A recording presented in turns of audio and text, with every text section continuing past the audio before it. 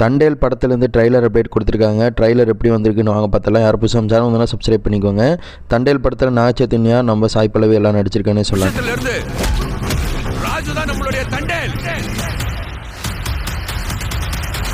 நம்ம கல்யாணம் பண்ணிக்கலாமா? படத்தோட ட்ரைலர் ஸ்டார்டிங்லேயே சாய் பல்லவியும் நம்ம நாகச்சைத்தன்யா 2 பேர்த்தையும் காட்டுறாங்க. 2 பேர் லவ் ரொமான்ஸ் பண்ணுற மாதிரி தான் வந்திருக்குது. ட்ரைலர் ஸ்டார்டிங்லேருந்து அவங்க 2 பேர் லவ் பண்ணுறாங்க. ஆனால் 2 பேர் கல்யாணம் பண்ணிக்கலாம்னு ஆசைப்படும் போது நம்ம நாகச்சைத்தன்யா அவங்க கடலுக்கு வந்து மக்களுக்காக போராடுறதுக்காக போகிறேன் அப்படின்னு சொல்லுவாங்க. ஆனால் நான் அவங்க கூட ஒரு 3 மாதம் இருந்தாலும் எனக்கு 9 மாதம் இருக்கிற மாதிரி இருக்குது அப்படின்னு சொல்லி டைலாக் கூட சொல்லுவார். ஆனால் அந்த ஊருக்குள்ளே மக்களை வந்து பார்த்திங்கன்னா நம்ம நாகச்சைத்தன்யா ஹீரோவை பயங்கரமாக வந்து ஒரு இதில் பொசிஷனுக்கு வச்சுருப்பானே சொல்லலாம். அதை வில்லன் ஆட்களை வந்து அழிக்கலான்னு ட்ரை பண்ணுவாங்க. இடையில சாய் பல்லவி அவங்க நீங்கள் எப்போ கல்யாணம் பண்ணிக்குவீங்கன்னு அந்த மாதிரி ஒரு லவ் போர்ஷன் போகிற மாதிரி காமிப்பாங்க. எனக்கு தெரிஞ்சு ஃபர்ஸ்ட் ஆஃப் ஃபுல்லாக லவ் போர்ஷன் மாதிரி தான் போகும்னு நினைக்கிறேன். ஏன்னா அவங்களாம் ஊர்லேருந்து வராங்க. ஊர்லேருந்து வந்ததுக்கப்புறம் அந்த லவ் போர்ஷன் ஸ்டார்ட் ஆகுது. அதுக்கப்புறம் இடையில அந்த கதை மூவ் ஆகுதுன்னே சொல்லாங்க.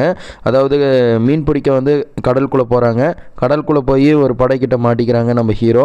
மாட்டினதுக்கப்புறம் அதுலேருந்து எப்படி வெளியே வராங்க, இது ஃப்ளாஷ்பேக்கில் என்ன சொல்ல வராங்க அப்படின்னு தான் இந்த படத்தோட ஸ்டோரியாக போகும்னு நினைக்கிறேன். ஆனால் ட்ரைலர் சூப்பராக வந்திருக்குங்க.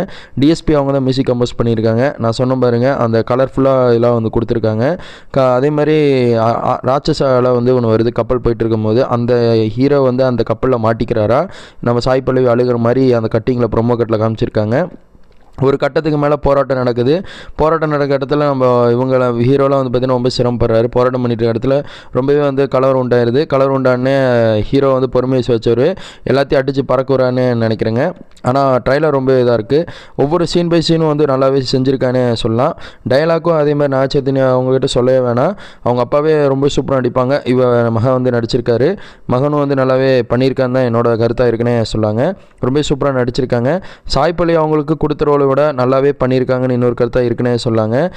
இந்த படத்தோட டைட்டில் தகுந்த மாதிரி படம் மூவ் ஆகுதான்னு சொல்லி கேட்டிங்கன்னா அந்தந்த இடத்துல ட்ரைலரில் ஃபயராக தான் போகிற மாதிரி காமிச்சிருக்காங்க. ட்ரைலர் ஸ்டார்டிங்கில் லவ் போர்ஷன் காமிச்சாலும் அப்படியே போக போக ரொம்ப கொஞ்சம் ஃபயர் ஆகிடுச்சுன்னே சொல்லலாம்.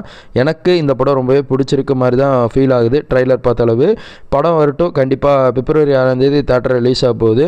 நீங்கள் இந்த படத்துக்கு பார்க்க ஆர்வமாக இருக்கீங்களா? உங்களோட கருத்து கண்டிப்பாக கமெண்ட்டில் சொல்லுங்கள். இணையத்தில் போகிற இந்த மாதிரி ட்ரைலர் அப்டேட், மூவி அப்டேட், ட்ரெண்டிங்கில் போகிற நியூஸ் அப்டேட் எல்லா அப்டேட் தெரிஞ்சுங்க. சப்ஸ்கிரைப் பண்ணுங்கள். எல்லா தகவலும் வேமான்ட்டே இருக்கும்.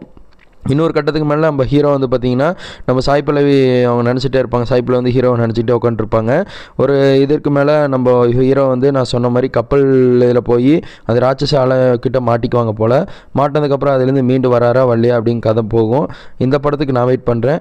கடைசியாக ட்ரெய்லர் முடியும் போது இவங்க 2 பேர் கல்யாணம் பண்ணிக்கலான்னு ஃபஸ்ட்டு ஸ்டார்டிங்கில் பேசியிருப்பாங்க. அது இப்போ பண்ணால் நல்லா இருக்குமா அப்படின்னு சொல்லி ஹீரோ வந்து சாய் பல்லவி கூப்பிட்டு கேட்பாங்க.